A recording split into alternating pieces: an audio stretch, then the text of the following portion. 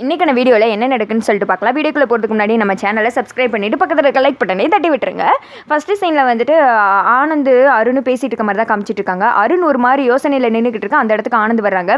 என்ன யோசிச்சுட்டு இருக்க அப்படின்னு கேட்க, நீ என்னமோ அந்த ரம்யாவை பற்றி அப்படி இப்படின்னு பில்டப் விட்ட, ஆனால் எனக்கு என்னமோ கார்த்தி அங்கே ஒரு மாதம் தாக்கு பிடிச்சி சவாலையும் ஜெயிச்சிருவானோன்னு தோணுது அப்படின்னு சொல்ல, ஏன் உனக்கு அப்படிலாம் தோணுது? அதெல்லாம் ஒன்றும் கிடையாது, அவகிட்டலாம் வந்துட்டு அவனால் வேலையை காட்ட முடியாது அப்படின்னு சொல்ல, என்ன சொல்லிட்டு இருக்க? அவள் யாரும் தெரியுமா? தீபாவோட பெஸ்ட் ஃப்ரெண்டு. வீட்டுக்கு வேற வந்திருந்தா. கார்த்தியை பார்த்துருந்தா என்ன ஆயிருக்கும்?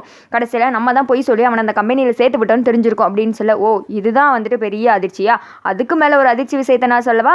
ரம்யா இருக்கல, ரம்யா வந்துட்டு கார்த்தியை லவ் பண்ணுறா அப்படின்னு சொல்ல, என்ன சொல்லிட்டு இருக்க? கார்த்தி கல்யாணம் ஆனவன் அவளுக்கு தெரியுமா தெரியாதா அப்படின்னு சொல்ல, அதெல்லாம் தெரியும், தெரிஞ்சுதான் அவள் லவ் பண்ணிட்டு இருக்கா அப்படின்னு சொல்ல, என்னால் நம்பவே முடியல. அவள் என்ன ஒரு கேரக்டர்? தான் பெஸ்ட் ஃப்ரெண்டோட ஹஸ்பண்டை இப்படி தான் லவ் பண்ணுவாங்களா அப்படின்னு சொல்ல, அதை கிளியர் பண்ணுறதுக்கு தான் அவன் ஆஃபீஸ்லேயே போய் என்ன எதுன்னு விசாரிக்கலாம் அப்படின்னு சொல்லிட்டு ரம்யாவை பார்க்கறதுக்காக கிளம்பி போய்கிட்டு இருக்காங்க. இந்த சைடு கார்த்தி விறுவிறுன்னு ஹாஸ்பிட்டல் போகிறாங்க. ரிசப்ஷனில் விசாரிச்சு தீபா எங்கே இருக்காங்கன்னு சொல்லிட்டு போகிறாங்க. டாக்டர் வந்துட்டு தீபாவை செக் பண்ணி பார்த்துட்டு இருக்காங்க. கார்த்தி வந்ததுமே என்னாச்சு அப்படின்ற மாதிரி ரொம்ப பதறாங்க. மிஸ்டர் கார்த்தி ரொம்ப பயப்படாதீங்க, ஆக்சிடென்ட் ஆகிடுக்கு அவ்வளோதான் அப்படின்னு சொல்லிட்டு இருக்கா. என்னங்க ஆச்சு அப்படின்னு சொல்லிட்டு கார்த்தி கேட்க, நான் மார்க்கெட் போயிட்டு வர வழியில் ஒரு கார் என் மேலே மோதிடுச்சு, அதான் சின்ன ஒரு ஆக்சிடென்ட், வேறு எதுவும் இல்லை அப்படின்றாங்க. டாக்டர் வேறு எந்த பிரச்சனையும் இல்லையே அப்படின்னு சொல்லிட்டு கார்த்தி கேட்குறாங்க. அதெல்லாம் ஒன்றும் இல்லை, கொஞ்ச நேரம் ரெஸ்ட் எடுத்தால் சரியாயிடும், நீங்கள் எதுக்கு நாளைக்கு ஒன் டைம் செக்அப் கூப்பிட்டுவாங்க அப்படின்னு சொல்லி டாக்டர் வந்துட்டு அனுப்பிச்சு வைக்கிறாங்க.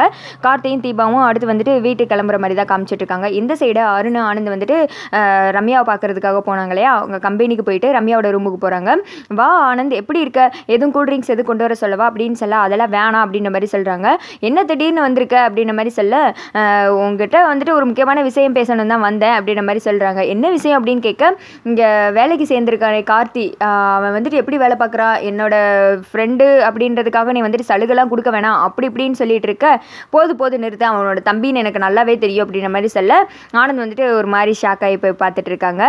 வேமா ஆனந்த் வந்துட்டு சமாளிக்கிற மாதிரி, ஓ தெரிஞ்சிருச்சா, நான் வந்துட்டு அவன் பிஸ்னஸில் நல்லபடியாக வளரணும், அவன் இப்போ தான் வந்துட்டு பிஸ்னஸ் கற்றுக்கிட்டு இருக்கான், அதுக்காண்டி தான் ஒரு நல்ல கம்பெனிக்கு வேலைக்கு அமிச்சோன்னு நினச்சிட்டு இருந்தேன், அதனால தான் உன்னோட கம்பெனிக்கு அமிச்சு விட்டேன். என் தம்பின்றதுனால நீ அவனுக்கு வந்துட்டு எதுவும் எக்ஸ்ட்ரா கேர் எடுத்தெல்லாம் பண்ண வேணாம், எல்லா லேபருக்கும் பண்ணுற மாதிரியே பண்ணு அப்படின்னு சொல்ல, இங்கே பாரு ஆனந்த், என்னை பற்றி உனக்கு நல்லாவே தெரியும், கார்த்தி வந்துட்டு இந்த கம்பெனியில் வேலை பார்க்குறவர் நல்ல ஒர்க்கரு, ஆக்சுவலாக பார்த்தா நான் உனக்கு தான் தேங்க்ஸ் சொல்லணும், அப்படி ஒரு நல்ல ஒர்க்கரை எனக்கு கொடுத்துருக்க, அதுக்காண்டி அவர் வந்துட்டு எனக்கு ஸ்பெஷல் கிடையாது, எல்லாரும் மாதிரி தான் அவரும் அப்படின்ற மாதிரி சொன்னதுமே, இன்னொன்று விஷயம் கேள்விப்பட்டனே அப்படின்றாங்க. என்ன கேள்விப்பட்டேன் அப்படின்னு சொல்ல, நீ கார்த்தியை லவ் பண்ணுறியாமே அப்படின்னு சொல்ல, ரம்யா வந்துட்டு ஓங்கி நக்கலாக சிரிக்கிறாங்க. என்ன சிரிக்கிற அப்படின்னு கேட்க, நீ ஜோக் பண்ணால் சிரிக்கத்தான் செய்வேன், நான் போய் கார்த்தியை லவ் பண்ணுறேனா, என்ன பேசிகிட்டு இருக்க நீ, அவள் வந்துட்டு சாதாரண ஒரு லேபர், இங்கே வந்துட்டு நல்ல வேலை பார்க்குறாரு அவ்வளோதான், அதனால அவர்கிட்ட நான் கொஞ்சம் அதிகமாக பேசுகிறேன், மற்றபடி எனக்கு இந்த காதல் கல்யாணம் எல்லாம் செட் ஆகாது, நீ வந்துட்டு தேவையில்லாமல் எதையும் மைண்டில் போட்டு குழப்பிட்டு இருக்காது அப்படின்னு சொல்ல, இல்லை தீபா வந்துட்டு எங்கள் வீட்டுக்கு ஏதோ ஒரு எதிர்ச்சியான மருமகளாக தான் வந்தா, ஆனால் அம்மாவுக்கு ஃபஸ்ட்டு பிடிக்கல, கார்த்தி வந்துட்டு தீபா மேலே உள்ள லவ்வில் வந்துட்டு எங்கள் அம்மாவை ஏற்றுக்க வச்சிட்டான், அந்த அளவுக்கு வந்துட்டு தீபா மேலே லவ் வச்சிருக்கான்,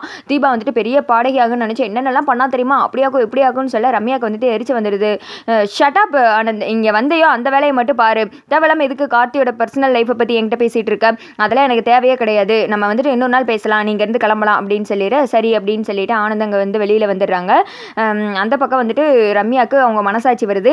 என்ன நீ வாட்டுக்கு சரளமாக போய் சொல்லிட்டு இருக்க அப்படின்னு சொல்ல, என்ன போய் சொன்னேன் அப்படின்னு கேட்க, கார்த்தியை லவ்வே பண்ணலன்னு சொல்கிறே அப்படின்னு சொல்ல, வேறு என்ன சொல்கிறேன், லவ் பண்ணுறேன்னு சொல்கிறியா, என் பெஸ்ட் ஃப்ரெண்டுக்கே துரோகம் பண்ணுறேன்னு சொல்லிட்டு ஸ்ட்ரெயிட்டாக போய் கார்த்திகிட்டே தீபாக்கிட்டே சொல்லிடுவா.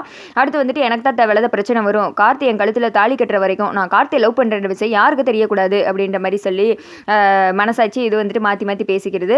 சரி இதில் நீ வந்துட்டு ஸ்ட்ராங்காக இருந்த முடிவில் அப்படின்னு சொல்லிட்டு மனசாட்சி வந்துட்டு மறைஞ்சு போயிடுது. இந்த திக்கம் ஆனந்த் வந்துட்டு ஒரு மாதிரி யோசனையில் இருக்க, அப்படின்னு சொல்கிறாங்க, இங்கே பாரு நீ தான் வந்துட்டு தேவையில்லாத சின்ன பிரச்சனையை பெருசாக்குற, ரம்யா வந்துட்டு அப்படி எதுவும் கார்த்தியை லவ் பண்ணுற மாதிரிலாம் தெரியல, உனக்கு ஏதாவது தப்பான தகவல் வந்திருக்கு அப்படின்னு சொல்ல, ஐஸ்வர்யா தானே இது சொன்னா அப்படின்ற மாதிரி ஆனந்த் வந்துட்டு யோசிச்சுட்டு இருக்காங்க.